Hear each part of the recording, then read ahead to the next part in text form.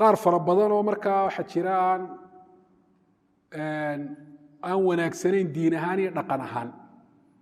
oo shaqo ka dhigta cilaajiyada maanta waxaan arkayo iga soo horbaxay nin dumar saa saf u geliyey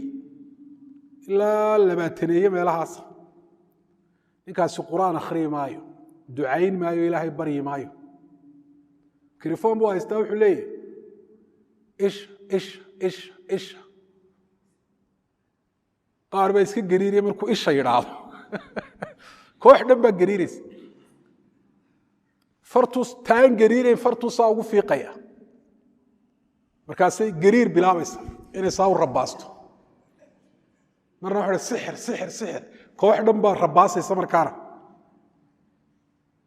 تشين koox baa subxaan allah wax quraan ku akhriyaa ma jirto duco ilaahay u baryayaa ma jirto ma isha baa lagu dawoobaya isha ina tiraado isha waa maxay sixir quraan maaha duco maaha marka dadkaasi waxay u badan tahay inay iyagu jin isticmaalayaan dadkan kaga gariiriya wada gariirayaan kooxii dhawada meesha joogtay saasay wada rabaasayaan de markuu ciidamadiisa ka dirana caadi bay iska noqonayaan say soonay wadinka bugsaday lacag baana dadkaas lagaga guraya kuwaas oo kale dadku waxa kula taliyo waxa hadii aan deynayn